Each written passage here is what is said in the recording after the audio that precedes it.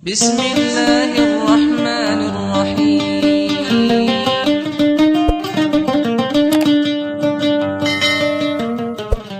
Oke, Bismillah. Statement Al-Quran syifa sebagai obat. Apa itu syifa? Itu dulu. Ya, apa itu syifa? Saya ingin selalu bergerak dengan pemahaman yang jelas. Ada ontologi, epistemologi, dan aksiologi. Kita arahkan ke dasarnya dulu, ontologinya. Quran surah ke-17 Al-Isra.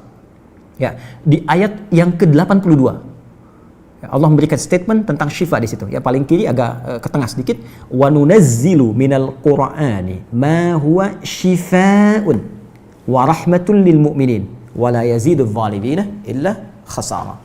Wa nunazzilu minal Qur'an, dan kami turunkan dari ayat-ayat Quran itu, minnya tab'id, menunjuk pada sebagian.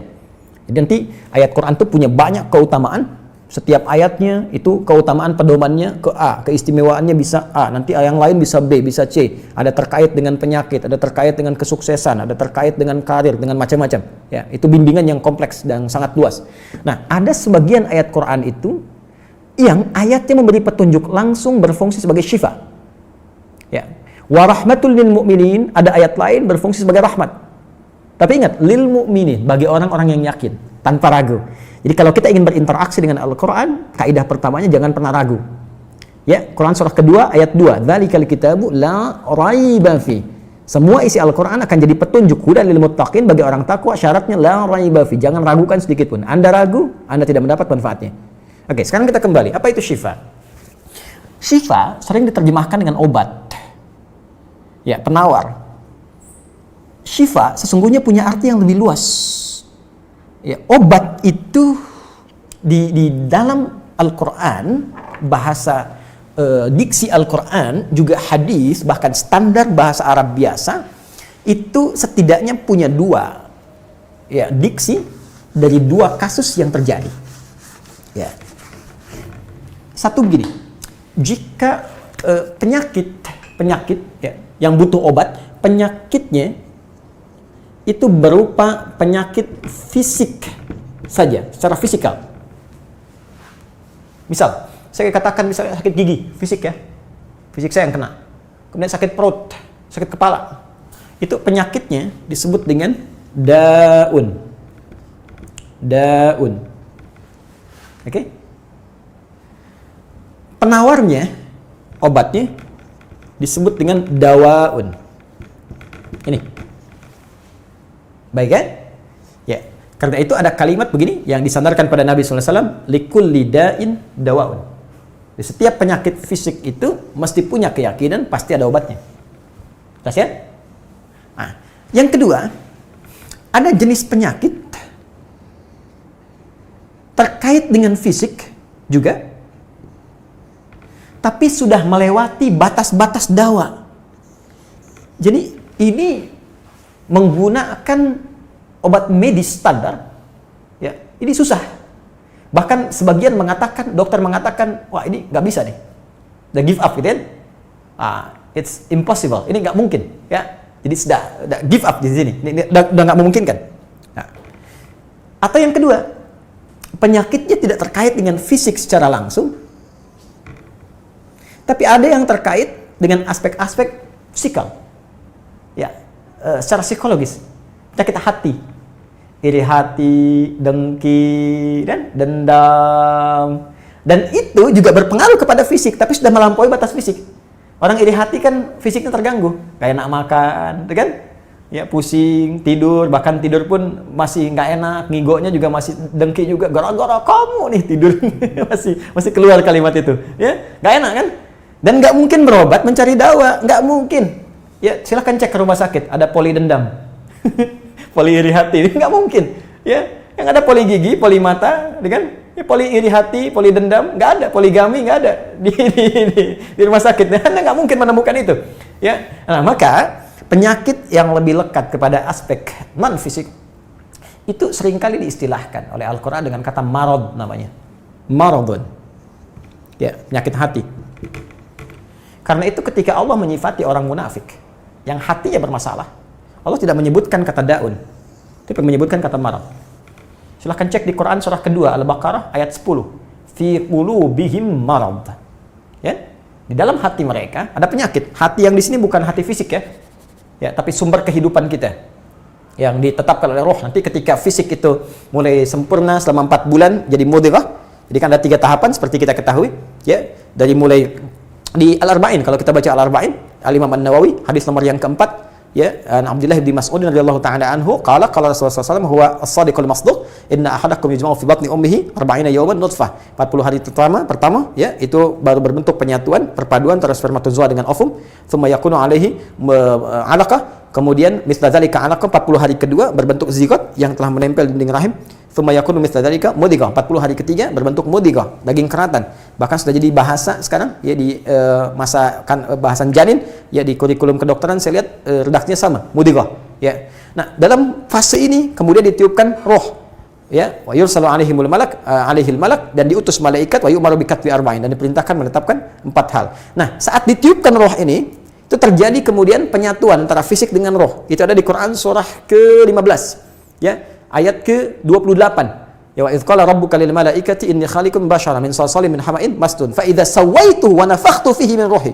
Jadi roh masuk ke dalam jasad seseorang, ya, ke dalam fisik seseorang. Ketika sudah masuk, dia bisa bernafas kan, ada kehidupan, unsur kehidupan. Karena itu nafas terambil dari bahasa Al-Qur'an. Jadi begitu kemudian sudah masuk roh ke dalam jiwa, menjadi nafas namanya, berubah dari roh jadi nafas. Ya, maka dia membawa 2 potensi. Ya, ada fujur, ada takwa. Di Quran surah 91 ayat 7 sampai 10. Wa nafsi wa ma sawwaha fa alhamaha fujuraha wa taqwaha. Jelas ya? Maka wa nafsi wa ma sawwaha, jika roh sudah masuk ke dalam jiwa jadi nafas, dan disitulah manusia bisa bernafas. Tapi jangan lupa dia membawa 2 potensi. Ada potensi kebaikan, takwa, ada katalis kebaikan. Saya tidak mengatakan yang buruk. Itu katalisnya. Jadi lawannya langsung. Yaitu jujur lawannya dusta. Ya, marah lawannya sabar. Yang sabar itu takwa, jujur itu takwa. Yang marah, yang sombong, yang bohong itu namanya fujur, itu katalisnya. Di Allah menciptakan sifat marah bukan ingin membuat Anda pemarah, tapi ingin kemudian memacu supaya yang sabarnya muncul. Sebab kalau nggak ada marah, bagaimana bisa ada sabar? Itu cara membacanya. Nah, di sini terjadi pergolakan. Ya, apa kaitannya dengan ini? Orang-orang yang tidak bisa mengendalikan sifat takwanya dan tidak menjadikan sifat fujurnya sebagai katalis, tapi diikuti menjadi dominan, maka jadi penyakit di hatinya. Itu yang disebutkan dengan marad namanya. Ya, itulah yang memunculkan penyakit ria, pamer, gitu kan? Sum'ah, ingin didengar orang, sombong turunannya, ya, kemudian dendam dan sebagainya. Ini marad. Marad ini dan penyakit yang sudah melewati batas fisik, kalaupun terkait dengan fisik, nggak ada obatnya dari dawa. Yang ada hanya syifa. Syifa. Maka jika ada orang tertentu yang terkena penyakit fisik yang sudah di luar batas dawa, yang medis misalnya udah nggak bisa nih, ini nggak mungkin, maka beralihlah dari dawa ke syifa. Ini yang pernah dilakukan oleh Nabi Ayyub alaihissalam. Ketika diuji dengan penyakit, Allah contohkan langsung supaya kita bisa meniru. Bukankah ayat ini turun ketika Nabi diuji dengan penyakit? Ya, supaya memohon kepada Allah. Jadi kan Nabi Ayub kan divonis dengan penyakit yang tidak pernah diderita oleh orang sebelum beliau, tidak akan dirasakan oleh orang setelahnya. Yang paling menarik apa yang dilakukan? Ketika semua mengatakan nggak mungkin, lalu turun kemudian gambaran dari Allah. Quran surah ke-21 ayat 83 sampai 84. Wa ayyuba, pakai fathah loh, bukan dhamma, bukan kasrah. Ya, fathah itu menunjukkan sesuatu di masa lalu untuk dibuka bagi orang di masa depan. Ya, fathah itu dibuka. Itu ilmu lughahnya. Saya spesialisasi di bahasa Arab. Jadi di antara makna itu fathah, kenapa ada fathah, ada dhamma, ada kasrah, itu ada maknanya. Wa ayyuba, dan kami buka kisah Ayub di masa lalu sebagai inspirasi untuk orang di masa depan. Idnada rabbahu anni masanni yadhurru wa anta arhamur rahimin. Ketika beliau mulai meninggalkan opini manusia dan mulai kembali kepada Allah dengan sangat kuat untuk spesifik memohon kesembuhannya. Ya Allah, penyakit ini sudah mengganggu saya. Untuk ibadah, itu poinnya. Untuk ibadah. Jadi ternyata kalau ingin disembuhkan dengan cepat, arahkan kesembuhan itu untuk niat kita beribadah. Kalau cuma pengen sembuh saja, jangankan Anda yang belum beriman pun kalau sakit pengen sembuh. Terus Anda tujuannya apa dari kesembuhan itu? Kalau cuma pengen minta dunia, apa dengan sakit belum cukup menjadikan Anda ingat Allah? Maka arahkan permohonan itu untuk kesembuhan supaya punya niat ibadah. Ya Allah, saya pengen sholat lagi. Ya Allah, saya pengen ke masjid lagi, pengen tahajud lagi. Mohon ya Allah, penyakit ini sudah mengganggu saya tahajud, saya pengen sholat lagi.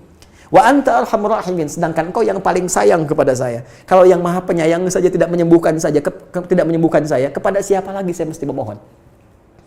Nah, tahu apa yang terjadi?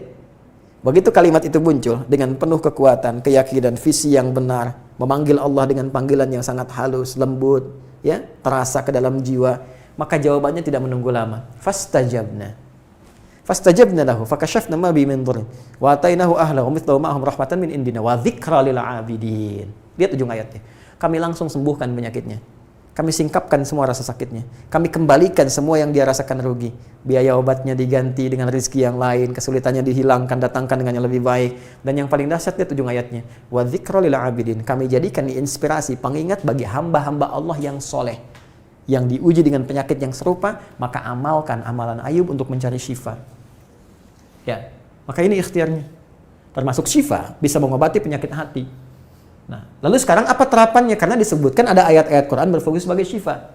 Ya, ini yang digunakan sebagai zikir diantaranya. Apa itu? Tadi saya sampaikan Al-Fatihah. Ya, itu lengkap. Al-Fatihah itu disebut syafiyah. Surah syafiyah, surat penyembuh. Silahkan Anda buka semua kitab tafsir. Di antara fadilah surah Al-Fatihah, kisah pertamanya adalah kisah seorang kepala suku di Arab yang digigit kalajengking. Bayangkan, kalajengking Arab pada saat itu. Ya, dan sudah kena racun dan sulit, orang semua sudah give up, ini nggak mungkin. Ya, apa yang terjadi? Ditemukan sahabat Nabi, secara singkat diketahui, ditanya ada yang bisa menyembuhkan, mereka berkata Allah yang menyembuhkan, tapi kami bisa berikhtiar. Dipanggil mereka, dibacakan Al-Fatihah sekali bacaan, tanpa diulang-ulang, tanpa pakai alat-alat tertentu, tiba-tiba syufia disembuhkan sampai diberikan hadiah berupa beberapa kambing. Tapi mereka, mohon maaf izin, Ibu Rektor dan sebagainya, mereka khawatir jadi gratifikasi. Dibawalah kambing itu kepada Nabi, disampaikan, boleh nggak makan dari sini? Jawab Nabinya apa? Dari mana kalian tahu kalau surat itu bisa berfungsi menyembuhkan? Al-Fatihah. Tapi gimana cara baca Al-Fatihahnya? Karena dulu orang sekali baca sembuh, sekarang orang 1000 kali malah nambah penyakit. Apa yang salah? Nah, berarti nanti ada terapan lagi ilmu yang lain, kan? Nanti ada surah ke-26, Asy-Syu'ara ayat 80 itu zikirnya Nabi Ibrahim. Biasanya saya praktekkan ini, ya termasuk dengan kawan-kawan, saya suka sampaikan kalau ada yang dirasa-rasa sambil dipegang, sambil kembalikan kepada Allah, baca wa idza maridtu fahuwa yashfin.